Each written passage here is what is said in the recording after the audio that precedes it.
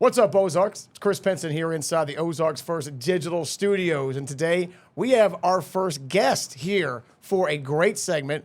It's called Get to Know Your Favorite Fighter. Just made this up, by the way. And it is with one of our very own, a guy that we did a story on earlier this year. He made his UFC debut back in July. Hopefully you got to watch the fight. Well, guess what? He's getting to step back in the Octagon for a second fight next year in February, and we'll get to that, but don't worry. Coming up here, we've got the man, the myth, and all the legend. It is Julius Walker, a.k.a. Juice Box. So, Juice, what's up, dude? Dude, I'm doing good, bro. How about yourself? Brother, hey, listen, it's a busy time of year, as you know. Football's wrapping up, basketball's here, but we're talking about the Octagon, fighting you. So, since July, when you had that first professional UFC fight, you know, we've been talking about doing this, and now that we got the podcast studio here, let's talk about it. So, right, I covered your story leading up to the fight, and then you had the fight. What did you learn about what it's like to fight in the UFC arena in front of all these people, right? Biggest fight you ever had. What's it like? Man, it was it's crazy. It's a little bit overwhelming at times, but one thing that I've tried to focus on going forward into these fights is like, at the end of the day, we're doing the same thing. Like, I'm just fighting a dude in a cage. It's the same thing we do in practice. I try not to make it bigger than it is, but man, that first one, walking out in Seattle in front of 18,000 strong, it was definitely a cool experience. So to be there, right, to have this moment, right, a moment you've worked so hard for, how hard was it to not let the emotion of the moment take over you? I mean, how did you pace yourself with emotion and the tactics you use that you train to fight with? Yeah, so one of the biggest things, like another Springfield native, Zach Cummings, another 15-time UFC veteran, he called me the day before the fight and just talked to me a little bit. And he told me, dude, when you walk out there, just take in the moment. This is going to be, you're never going to have a first walk to the cage again, first walk to the UFC Octagon again. So just walk out there, take it all in, and then whenever the bell rings, it's time to go. And it was nice for me because, you know, I walked out first. I took in the moment. Sadly, they didn't show it on ESPN, but if they had, I literally just smiled the whole way to the cage. I couldn't stop. And I got in there, I walked around, and it was like, holy crap, this is what I've been watching on TV since I was, 12. Like, this is so crazy. And then as soon as that my music turned off, and then Bruce Buffer said, "Here comes Alonzo Menafield," and I saw him walk through the curtain, it was like I locked in. He got in the cage, and I was locked in on him, ready to go. So you step in the cage, and you knew, right? He's in his 30s, right? He's in my age bracket, right? Mid-30s. Yeah. So you knew you're facing a veteran, a well-trained guy, and right, the key for you was to try to get him on the ground, but he never let you get him on the ground. How tough of a fight was that physically to go against a guy that was, a bull, for I guess a back lever term? Yeah, it was a learning experience. On my regional fights and my first 6 pro fights before I got to the UFC, I was dominating most everybody. I wasn't facing a lot of resistance. I was physically just a better athlete, stronger than everyone. And then I ran into somebody that was my equal. And I think there were a couple moments, like there was a moment in the first round where I really thought I had him out of there. I thought I'd done enough. I thought he was ready to wilt.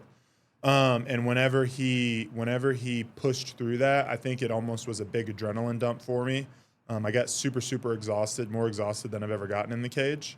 But it was all a learning experience. I think it showed me that a big part of fighting your equals is being ready to fight for 15 minutes rather than thinking, I'm going to finish him in the first round. And that was a big learning experience for me. And then just learning how to be at that point where I feel super exhausted. It's hard to even keep my hands up and to continue to push through that.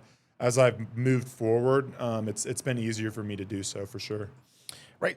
So obviously, we always talk about the line, right? There's a very fine line between cocky and confident, right? Confident, you're confident because you're prepared for the fight, because you know you can win and you expect to win. Cocky, though, means, well, I should just beat this guy like a drum. Yeah. Did you, as you said, you kind of catch yourself being like, man, this is definitely a little more than maybe I gave him credit for? Yeah, I think so. It was interesting there. I feel like I hit him with shots that would have made a lot of guys stop. But when you get to this level, this UFC level, these are guys that they leave their families to train. It's almost life and death to them. This is their career. They don't go home and do a day job. Like, this is what we do. And you know, in order to get these guys out of there, some of them you're truly going to have to either put unconscious or, you know, break a limb, put them to sleep. So that was one of those things that I learned the hard way. Like, not everyone's going to wilt once I put a little bit of pressure on them. So I've got to be able to keep that going. And the biggest thing I learned is, like, my game plan needs to be to beat somebody for 15 minutes. And if I'm able to get them out of there early, then that's icing on the cake. Okay, so to have a 15-minute fight, right? Wrestling, we say, right? Wrestling's what, the toughest 2 or 3 minutes in sports. Yeah. Right? Yeah. So for you, right, we throw in wrestling. Now we're throwing striking. We're throwing everything you can in this octagon, right? This gladiator arena. How hard is it to just go for like 5 3-minute rounds, right, as opposed to 3 5? I mean, how hard is it to fight for 5 minutes straight, let alone say, all right, champ, you got to do this 2 more times? How exhausting is that? Dude, it's extremely exhausting for sure. And the key, I think the number one key is really just that pacing. Like, you have to set a pace that you can keep. And that was something that I don't think I did in my first UFC fight. I kind of went out there and, you know, I just immediately pushed into the cage and I constantly just tried to wrestle. And I never once backed up and struck and tried to breathe for a second.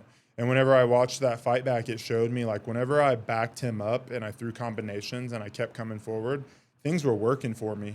So I didn't necessarily have to do that.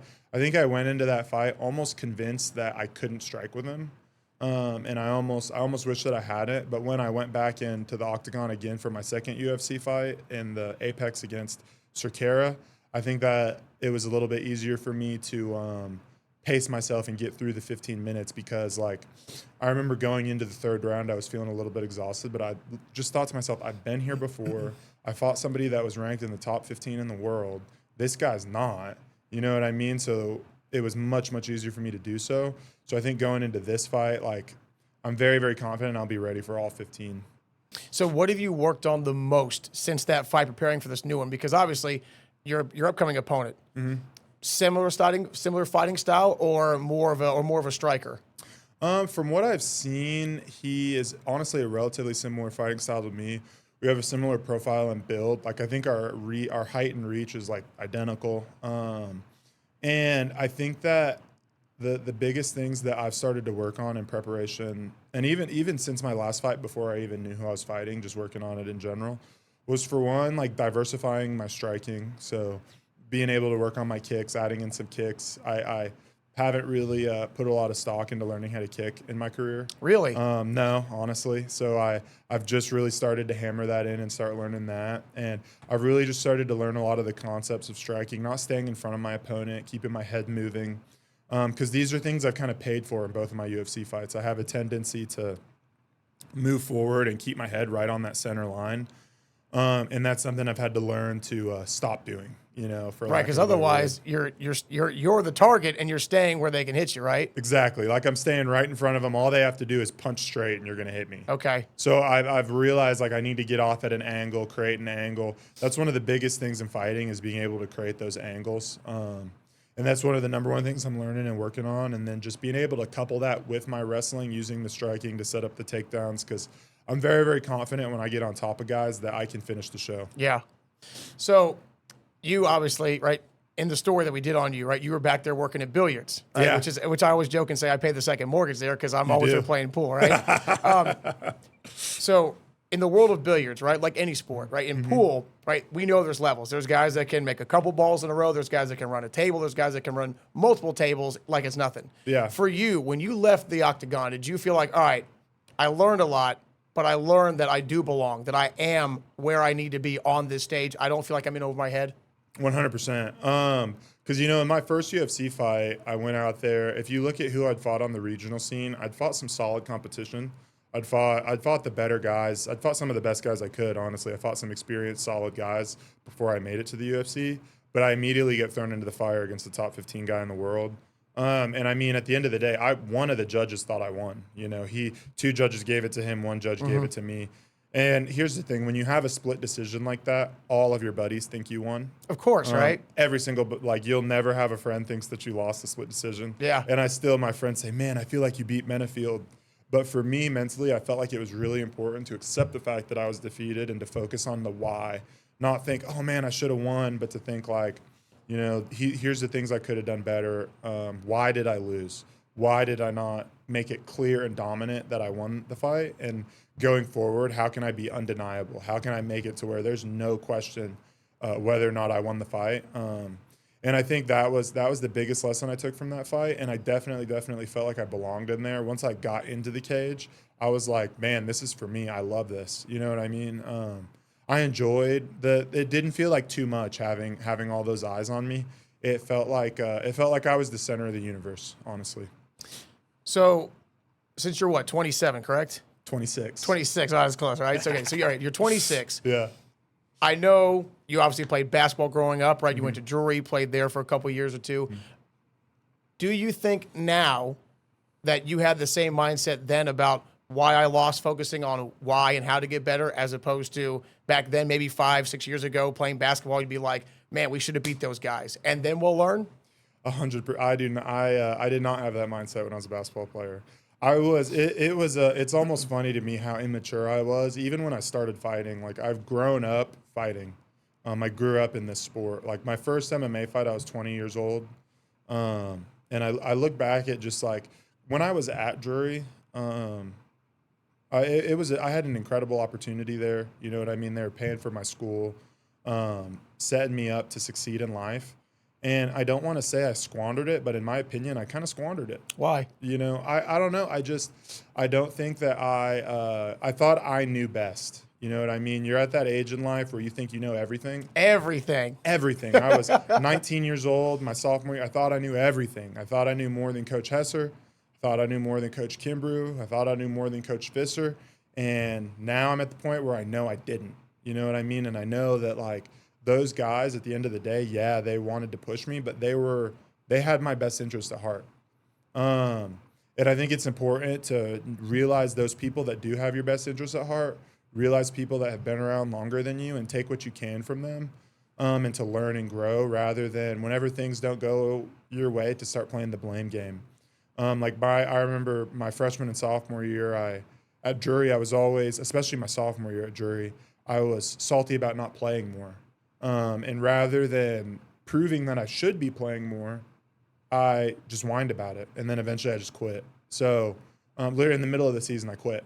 You know, so it was one of those things where, for one, I don't want to quit on something ever again. I'll always remember.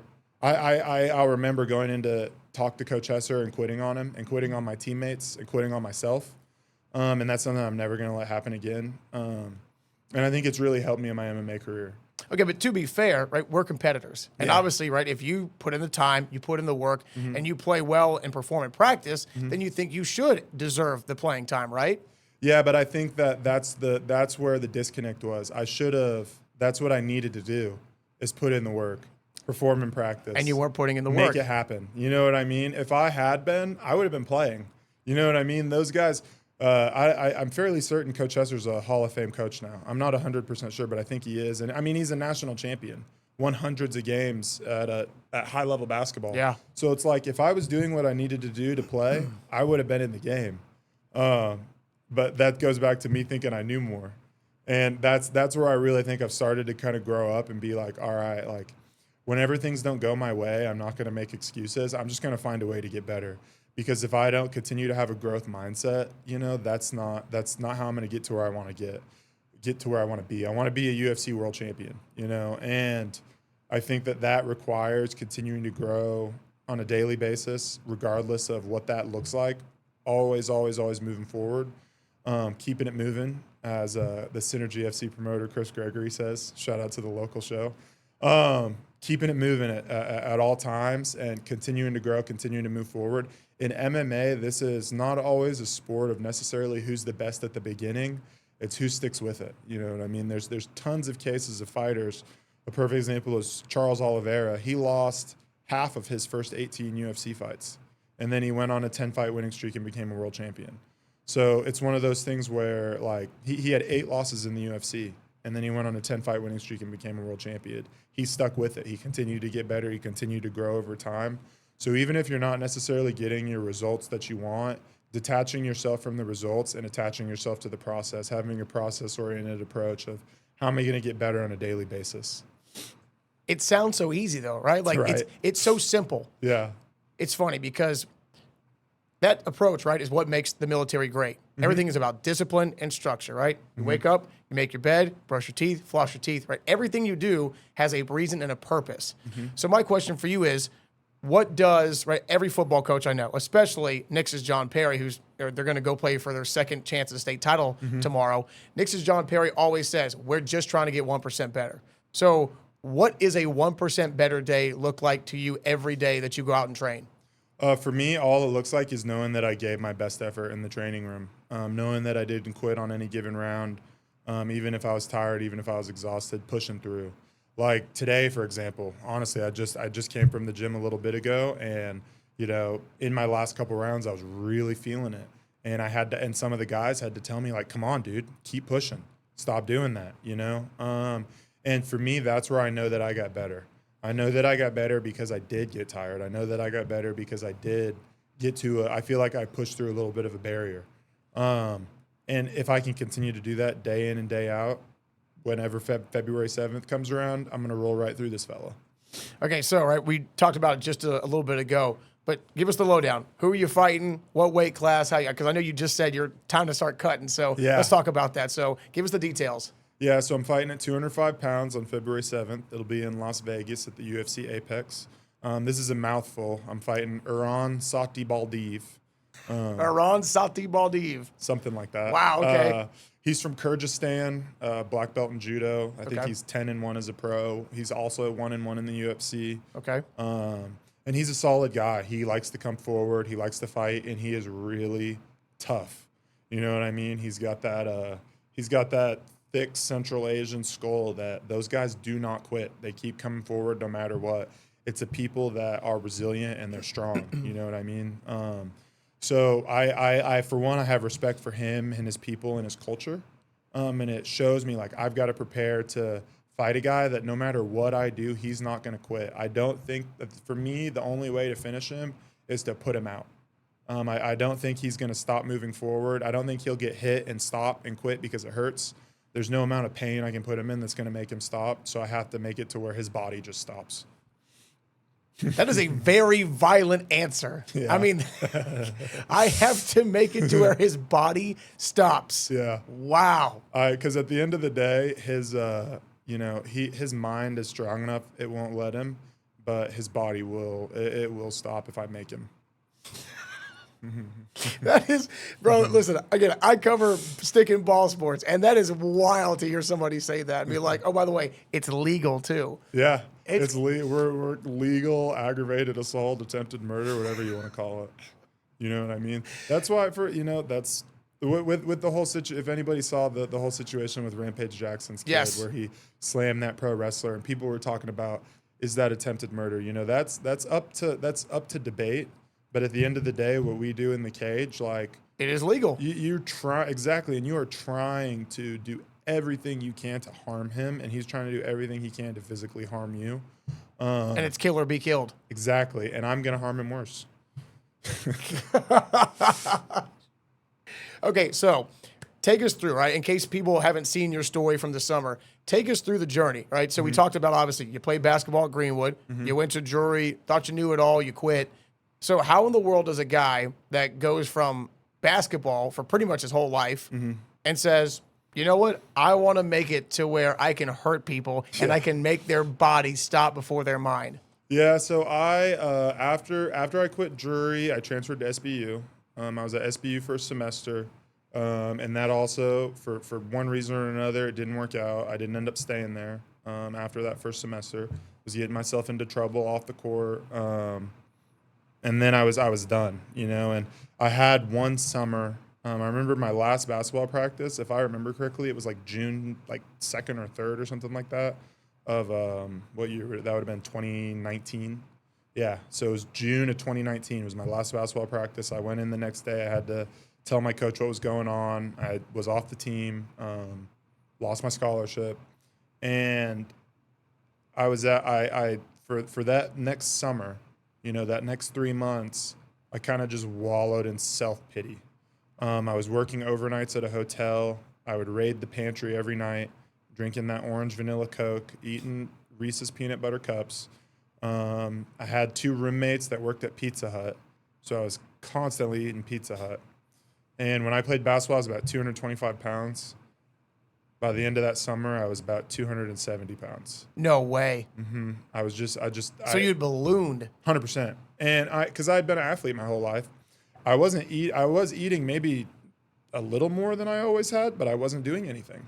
I was sedentary. And it sticks around fast. Yeah, real quick. And I remember one day looking in the mirror, looking at pictures of myself and just being like, this isn't what I want to be.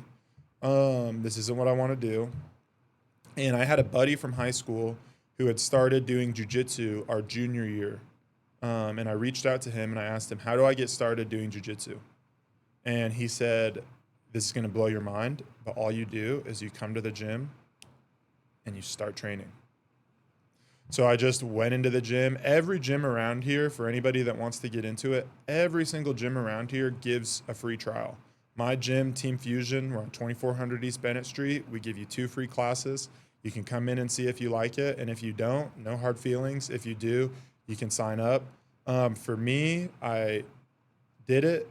I enjoyed it. I signed up on my first night and it changed my life. So, you know, that's kind of how I got into that, how it got started. I'd had that summer off and I started training jiu-jitsu, a couple, I'd say probably 2 or 3 weeks of doing jiu-jitsu. I started doing MMA. I was a little bit hesitant of doing MMA because I was a little bit hesitant if I wanted to actually get hit in the face. Okay, so that was my next question, was you go there to the trial, you check it out, you're like, okay, right, good movement, I can kind of handle this. And then, yeah, right, that's the test. Like Mike Tyson says, everyone's got a plan till you get punched in the mouth. Yeah, and that's when I started, my first few weeks, I just did jiu-jitsu. I wasn't quite sure if I wanted to do the whole MMA thing and get hit in the face. But I thought I would enjoy jiu-jitsu. I thought it was good and practical. I knew I would lose weight. I knew I could compete in it. But after a few weeks, I said, I'm going to give MMA a shot. The guys at the gym were like, dude, come try a class. And I remember I did my first MMA class, and I was sparring with one of the pro fighters. And he hit me with a big overhand right on the chin. And I had been training for 3 weeks. Okay. You know? And I'm a big athletic dude. I was a lot bigger than he was, but he cracked me good. And I remember. Now, bare hands or gloves? Oh, gloves. Of course. Okay, making sure. And I remember like it hitting me and not being like, oh man, this sucks, that hurt. Me thinking in my head, I want to hit him back. You know? So your fight or flight kicked in and you said, I want to fight. Yeah, I don't have wings. So, you know what I mean? That's John Beckett, shrimp shooter. Go follow him on Instagram. That's another one of the homies. I love shouting out my peoples. John Beckett, I remember before my first fight, he told me, it's fight or flight, brother, and you don't have wings. You know what I mean? So it kicked in and I went for it and I had such a good time. You know, the guy I was sparring with absolutely continued to kick my tail for the rest of the round, as he did for the next few years. But you were fine with that. Because in your head, you go, I'm not getting worked over, I'm getting worked on. Right? Exactly. And I knew, like, I loved it. Like, I fell in love with it really quickly. For my first like year or two of fighting, it was all I thought about. It was all I watched on TV. It was all I wanted to do. It was all I wanted to talk about. You know, it completely took over my life once I really dove into it. And then I remember after that sparring session, I was maybe like 3 or 4 weeks into training. A couple weeks later, you know, we're having another sparring session. And I look over at my coach, and I knew that there was a fight show on January 25th. We're in like October-ish right now. And I looked at my coach, Brad Montgomery, and I was like, Coach, can I please fight on January 25th? So you voluntarily said, I asked him, let me get in the ring. Please. Let me get in the octagon and test what I've worked on. Please, you know. And I was, I think I had been training for maybe 5 or 6 weeks or something like that. And Brad looked at me, he was like, you know what? Yeah, you've got the potential. And I think one thing is all those guys at the gym, like Brad, Austin Clem, John Beckett, some of the guys that I really looked up to when I started, Hayden Puckett, those guys, they believed in me from the jump before I even knew that they believed in me and before I believed in myself necessarily. and I did get that opportunity to have my first fight. I remember I had already, after that 5 or 6 weeks of training, I was down to about 250. I'd started to lean out just a bit. But then my coach was like, you're going to do your first fight at 215. So he was like, you got to weigh in at 215. And I was like, oh, wow. So I continued to do diet, work. So that's what, 35 pounds? Mm-hmm. So you had to cut 35 pounds. How fast? This was probably mid-October, and the fight was January 25th. So it's about 3 months. But still, 3 months to cut 35 pounds. Mm-hmm. And of course, with MMA, the weight that we weigh in at, there's a water cut involved, so there's dehydration involved. So you're not necessarily losing 35 pounds of fat. What you got to do with MMA is you got to get to within about 10% of your target weight, and then you can, I don't want to say comfortably, but you can sort of comfortably lose about 10% of your body weight in water once you know how to do it. And my first weight cut, I did not know what I was doing. How painful was that? And again, why did you look at that when most people would go, okay, the fighting I can handle, the hitting I can handle, losing that weight, right? Putting your body through, I think of the 80s, right? Vision Quest, a great movie. You got the trash bags, you got all this stuff. Yeah. How again, another anguish, another round of pain. Like everything about this sport is pain centered. Yeah. How in the world does your brain go, yeah, give me more of that? Man, so my first time I made weight for my first amateur fight, the weight was 215, like I said. And I showed up to the gym the day before weigh-ins at 228 pounds. So you were 13 over. It's 13 over. Well, so here's the thing. In Arkansas, you had a 2-pound allowance, so it's technically 11 over. Okay. And so I knew, and the guys had told me that somebody of my size, they kind of gave me a rundown on how much water to drink. They didn't necessarily give me a rundown on diet. My first daughter was actually born the Saturday before. So I fought on Saturday, and my first daughter was born on January 18th, and then I fought January 25th. Talk about motivation. Oof, yeah, and I had the new dad strength. And I remember that week what I did was each day I would go to McDonald's and I would eat just a chicken sandwich, which is hilarious. Like, that's hilariously stupid. McDonald's eating a chicken sandwich. A McDonald's chicken sandwich, and I would just eat one each day. You know what I mean? And that would be all. You couldn't pick a more processed item, right? Like, Jeezy. what a stupid thing to do. But that whole week, I ate one McDonald's chicken sandwich a day. And then I remember right before I went to cut that last bit of weight, I ate a cheeseburger at home. Just one single patty cheeseburger. It was all I'd eaten that day. And I thought I knew what I was doing, but I did not. You know what I mean? How in the world did you honestly, again, so walk us through what it's like to do that. How does your body feel, right? Because everybody knows how lethargic you feel when you're sick or if you're hungover or something like that. So how does your body feel when you are literally starving it of the nutrients it naturally begs you for every day? Not good. Extreme. I figured. Extreme dehydration sucks. For that, it was fun. So I show up to the gym at 228. I get in the sauna for 45 minutes. Okay. After 45 minutes in the sauna, I come out, and I want to say I was like 222 or something like that. After spending 45 minutes in the sauna? Yeah, I had lost 5 or 6 pounds. Gosh.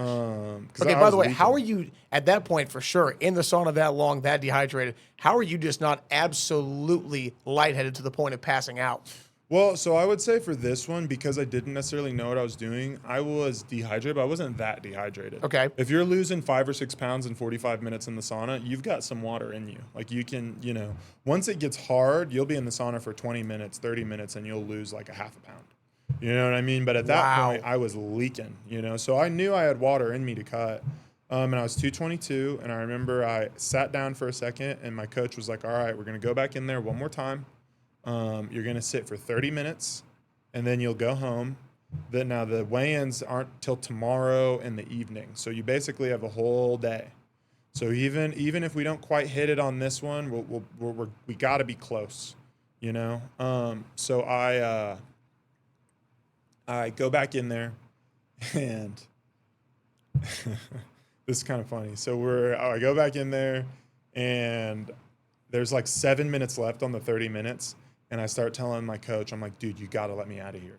I got to get out. Why? Because I don't know, there was something I was feeling like it felt like the walls were closing in. I was like, dude, you gotta let me out. Okay. And he's like, no, I'm not letting you out. You just 7 more minutes, dude. You can do this, you know?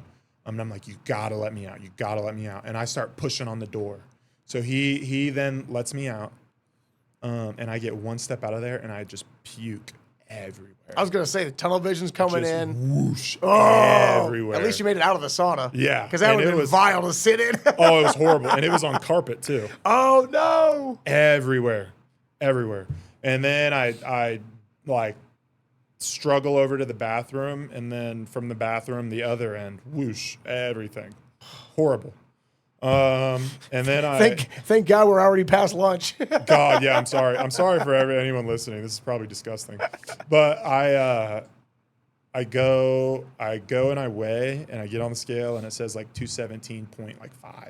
So it's like, you're done. Still.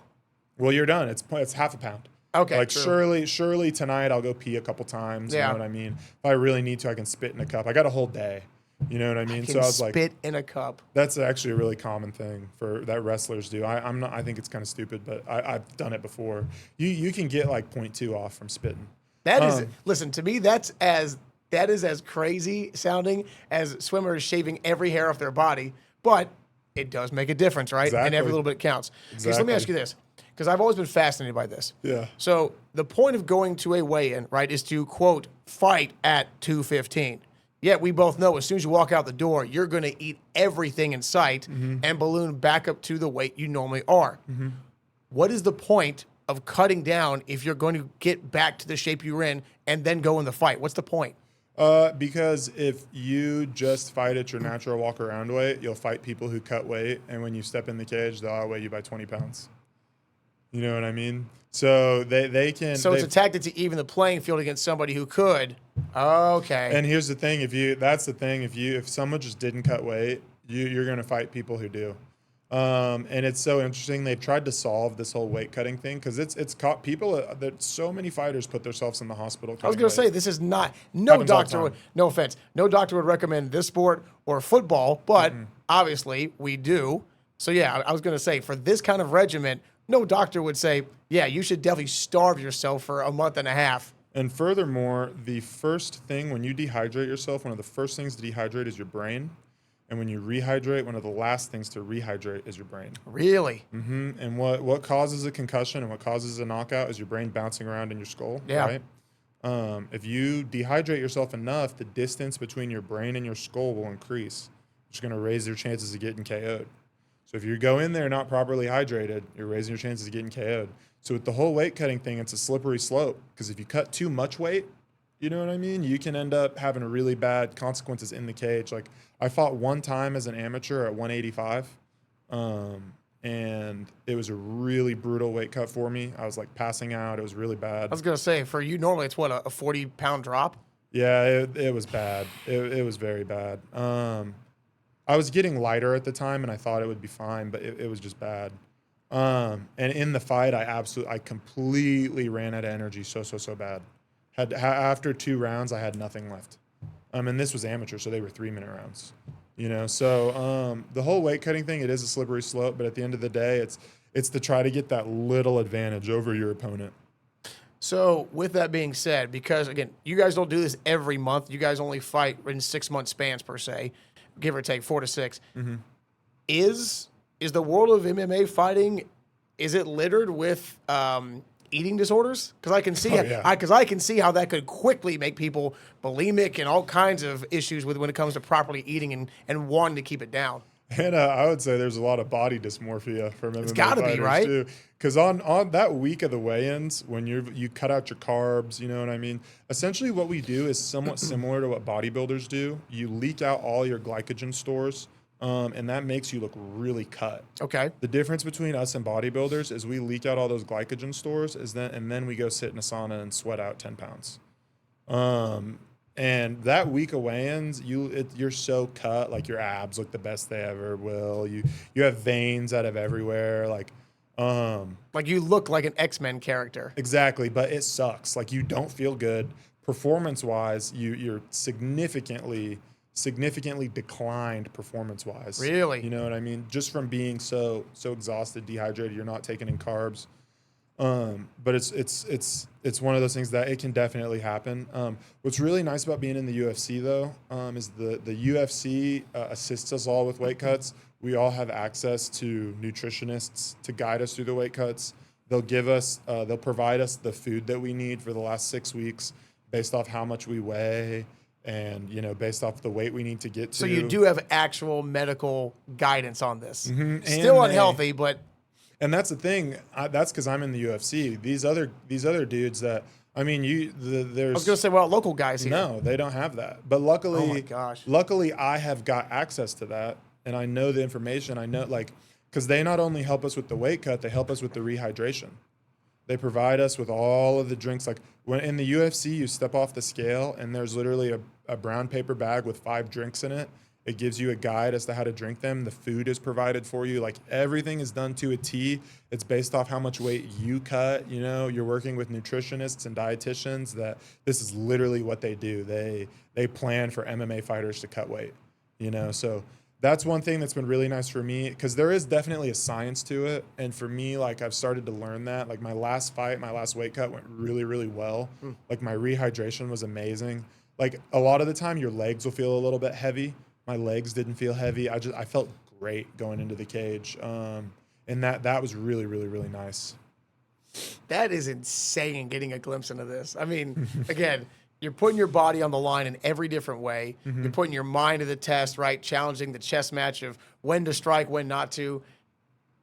Again, the fact that you guys do this willingly, right? Yeah, not just because obviously we know local fight, like at the amateur scene, you're not getting paid because you're amateurs. That's what I was gonna say. Those guys do it for free. For free. You know. I mean, right, and so obviously again, going back to billiards, right? I know your friend Tyler works there. I know I know Tyler likes to scrap with you. Yeah. Mikey, right, covered in tattoos. He's built like me, but scraps hard. I mean, the thing that I laugh about today, and you've seen all these videos on the internet. Mm-hmm. That's one thing about today, right? In the old West, you walked around and you worried about people, right? Some random bandit or some slick gun shooter, right, pulling their pistol on you. Yeah. Today, I look at today and go, when I'm out somewhere with friends or whatever it is, you know, when you hear people get into a scuffle or getting loud or whatever, I'm thinking, you never know nowadays who is trained as an MMA fighter, like MMA fighting as a hobby.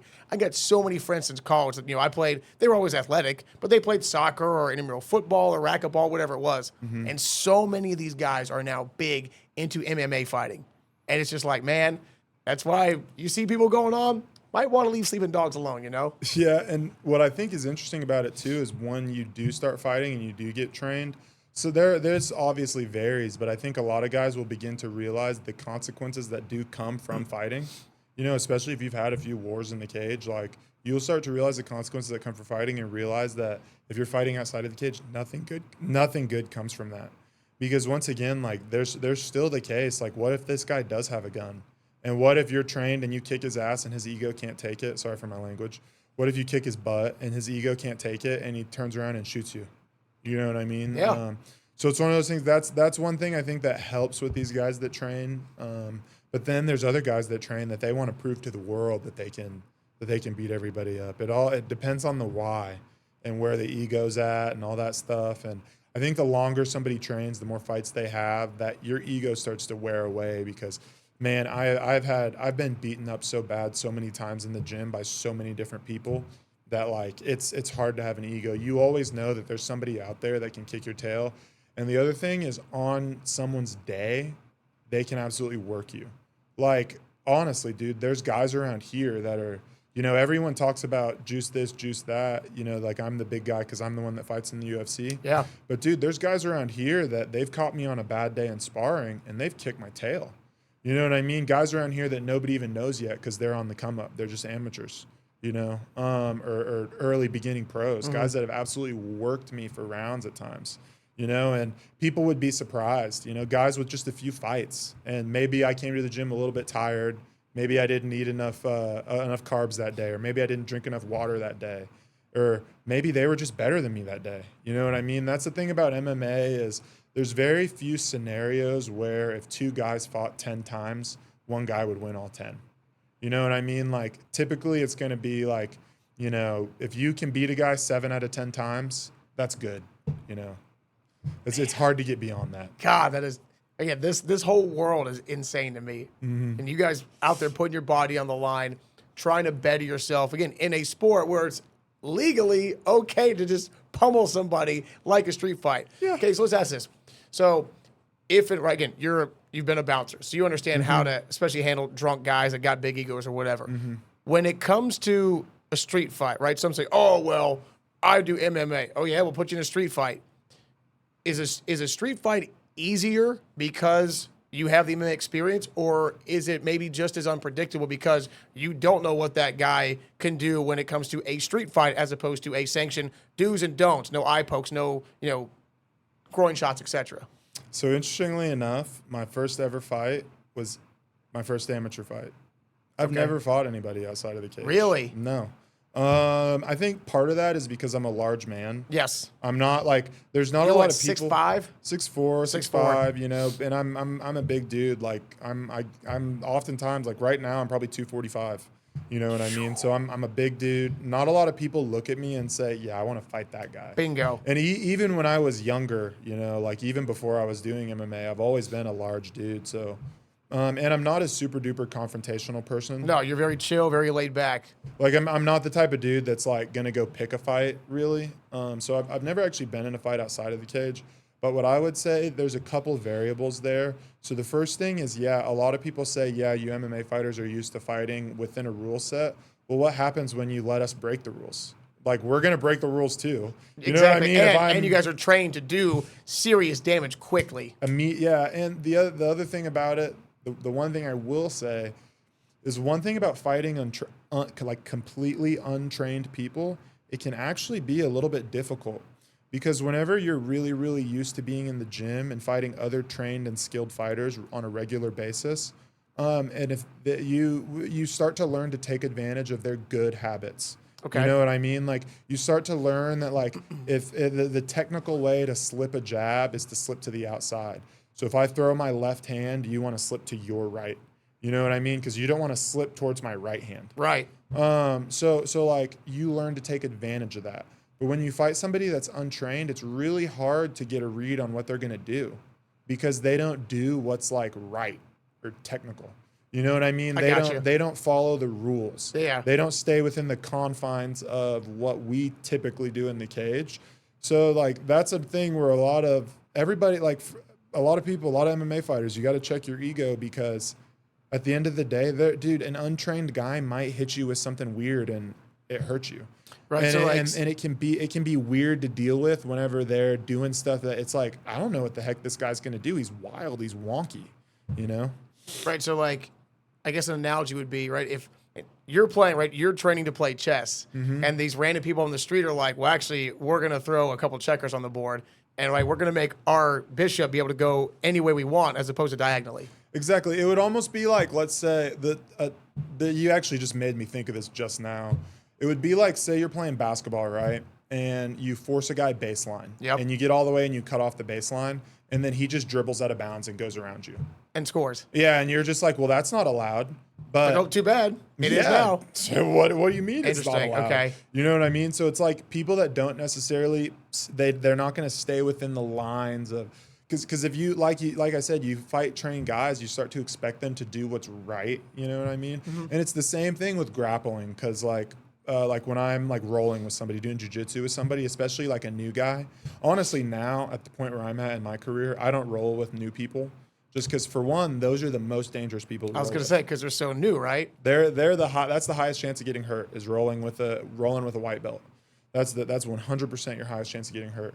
So it's like they're not going to react the same way. Like whenever I grapple, like when I grab somebody, I know what the defense to what I'm doing is.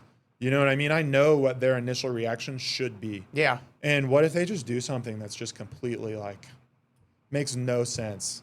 I didn't account for it. You know what I mean? Yeah. And that can totally happen, especially with somebody that just is some random guy on the street. And at the end of the day, I know for a fact there are a bunch of dudes out there who are just scrappy guys. They fought more guys at a bar than I have in the cage.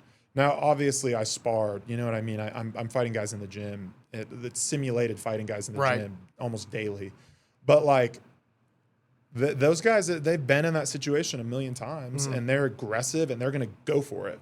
You know what I mean? Like, it's you don't know what's going to happen. At the end of the day, and that's what's cool about fighting, is at the end of the day, it's a fight. You don't have to be better to win. You know what I mean? Imagine if in a basketball game you could be up by 30, but you get dunked on and you lose. Yep. Like, that can totally happen in fighting. I can win the whole fight and get hit with one punch and lose. Yep.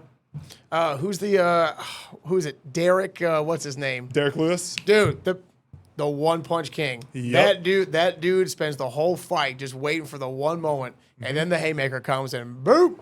Yep. And Slump him. If he hits you clean, I think that dude could knock out a horse. I was gonna say, bro, he's a big man. Monstrous guy.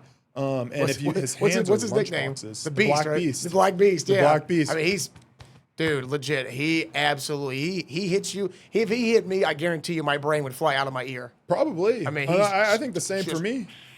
The same for me. You couldn't pay me enough money to let that dude hit me in the face. That's why I cut weight. That's why I fight at 205. At the end of the day, 205ers, we can hit hard too. But, dude, guys like, Derek Lewis. Right, 250 and bigger. Yeah, 300. That guy's coming down from 290, 300 to weigh in at 265 for 1 second. And then he's going back. He's walking into the cage at probably 290 pounds. Yeah, and all that force is just coming right here. Boom. Boing. Yeah. Okay, so if you could, since now we're talking heavyweights, if you could, would you want to step in the ring with Jon Jones? 100%. Really? Obviously. Yeah, he's the greatest fighter of all time. You know what I mean? Obviously, I'm not going to sit here and be like, oh, yeah, I would beat Jon Jones. That's ridiculous. Yeah, because he's the greatest fighter of all time. He's the greatest fighter of all time. Nobody has ever beaten him. He's stepped in the cage with 30 he's had rematches, but he stepped in the cage 30 times, 30 right? times, and he has won all 30 fights. I know he has a loss on his record. It's a technicality. Yeah, he lost because of a technicality they literally have already changed that rule. So what he did that was illegal is no longer illegal. And then he's got a no contest for the drug test. But, let he who's without sin cast the first stone. I don't talk about that kind of crap. Yeah. Of course I'd want to fight him. Whenever Jon Jones won his first championship, I believe I was 11 or 12. And that was right whenever I was starting to get into the UFC. I remember Anderson Silva versus Chael Sonnen was one of the first big fights that I was super into. I was like, oh man, and I thought Anderson Silva was so cool. And then I saw Jon Jones, and I was like, dude, because he's 6'4", you know what I mean? And I was like, man, this is a guy that I feel like I've got the same profile as he does whenever I get bigger, and So I looked at Jon Jones. I thought he was an incredible athlete. I was so impressed by him. So to have the opportunity to test yourself against the greatest fighter of all time, regardless of what happens, that's an honor in and of itself. You know what I mean? Are you surprised that Jones ascended so quickly past Silva? Because for at least a 5-year run minimum, early 2010s, no one could touch Silva, right? The Spider, right? He did the dancing. Yeah. He made a fun, festive thing out of it, and you're thinking, who in the world could beat this guy? Yeah. And there's no way anybody's going to come along this quickly and make you go, yeah, that guy is now number 2 behind that dude. Yeah. So for me, I'm a big time. No, it's very interesting. You don't see very many. The new MMA fans, they know, you very rarely see people still say Anderson Silva's the greatest. But for me, Anderson Silva at his peak, at his best, was the best, most lethal fighter of all time. Better than prime Jon Jones. Yes, he was knocking out everybody with. He was finishing people with elbows, with knees, with kicks, with punches. He has submissions. You know what I mean? He choked out Dan Henderson. People don't realize how big of a deal that was at the time that he choked out Dan Henderson. Dan Henderson was an Olympian. You know what I mean? That had not been done yet. Anderson Silva was, to me, the most incredible lethal fighter I have ever seen.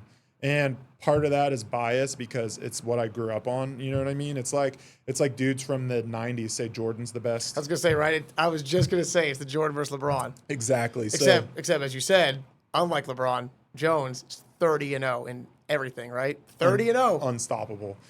And it's tough because I think it's hard to compare MMA fighters because you have to compare peak for peak. And it's a young sport. So when Anderson Silva was fighting, I mean the UFC 1 was in 1993. Wow. I believe Anderson Silva won his first world title in like probably around like '06 or something like that, '05, '06. Sounds about right. So like, dude, the UFC wasn't even 15 years old yet. So it was a young sport. People were figuring it out. Like I remember, like when people talk about GSP, George St. Pierre, he was part of the reason everybody was so impressed by him was because he brought in different coaches from all different disciplines and he actually put it all together. And that's the same thing that John Jones did. You know what I mean? That he had coaches from every discipline. He learned everything and he put it all together to become a true mixed martial artist. Because before, what the UFC was founded on was to figure out which fighting style worked the best. You know what I mean? I did not know that. If you look at UFC 1, the whole point of it was a one-night tournament, 8 guys, one night tournament, and they were all from a different fighting style. You had a kickboxer, you had a sumo wrestler, you had a savate, you had a boxer, you had jiu-jitsu, you had all these different fighting styles.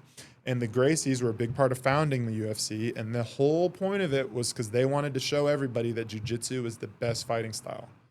And obviously, Royce Gracie won the first few UFC fights, so everybody was like, jiu-jitsu's king, you know what I mean? But then once the wrestlers started to figure out how to not get choked, they started to dominate, you know what I mean? And now if you look at it throughout UFC history, the majority of champions have a wrestling base.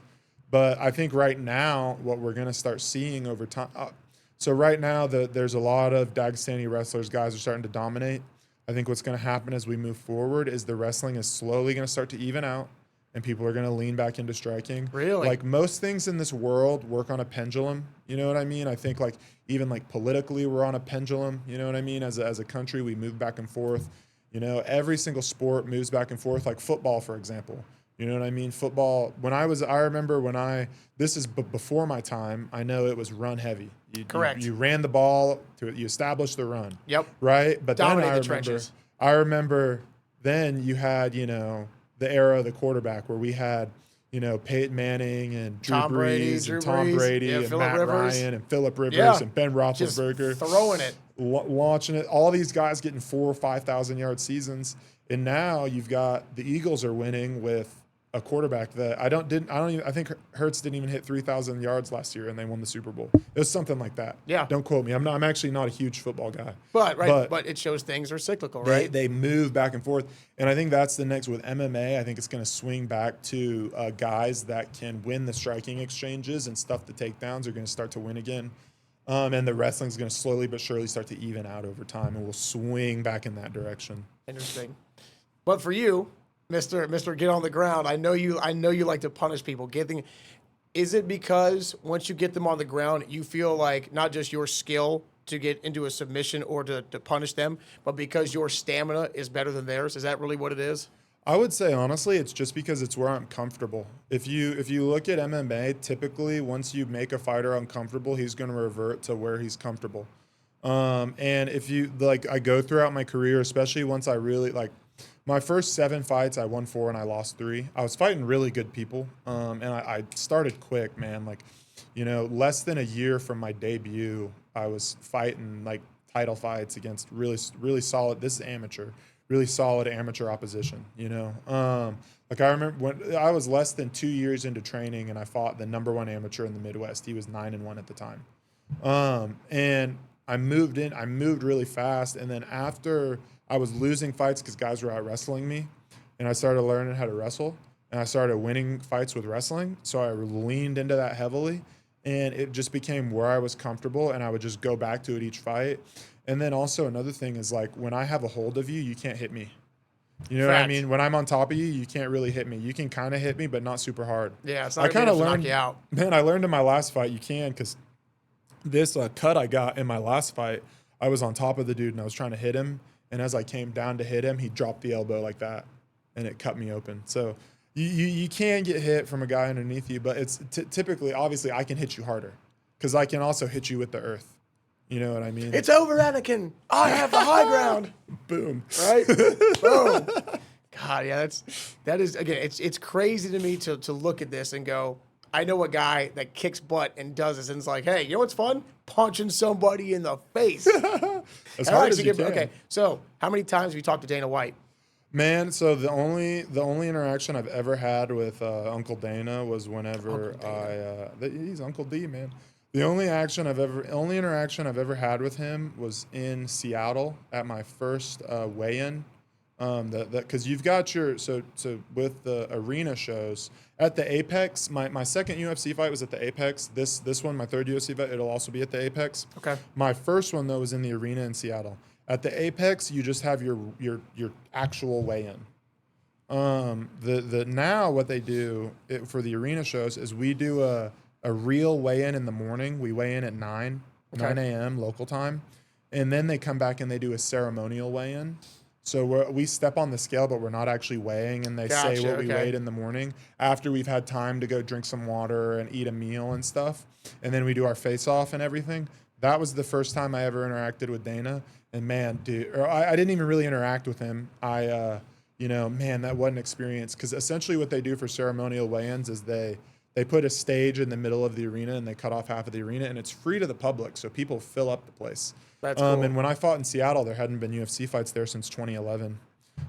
So people, there was a buzz in the town surrounding the fact that we were there fighting. I remember I was behind a curtain the whole time, so I didn't see who was there, and I walked through that curtain as they announced my name to go step on that scale and do my little flex, and it was just filled up, and I was like, man, this is where I'm supposed to be. And I flexed, and I went over and I shook Dana's hand, and he said, "Congrats, kid. Welcome to the UFC."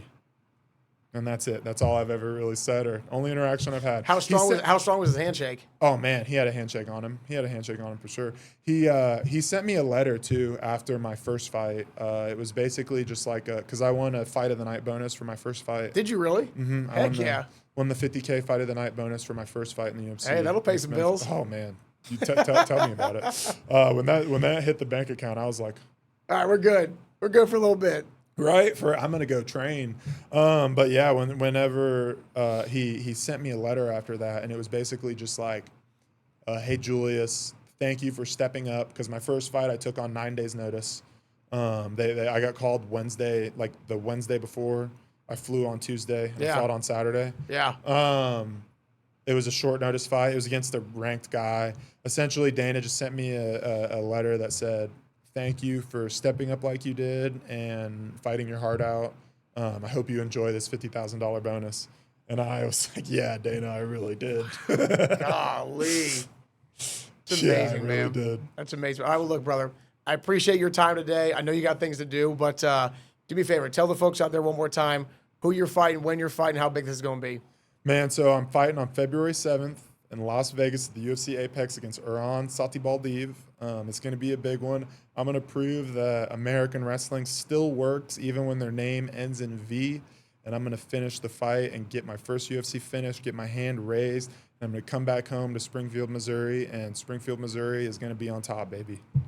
Love it. Hey, if you like all this, trust me, we got a lot more coming up down the line here at the Ozarks First Digital Death Studios. For the Juice Box, that's Julius Walker. I'm Chris Pinson. See y'all next time.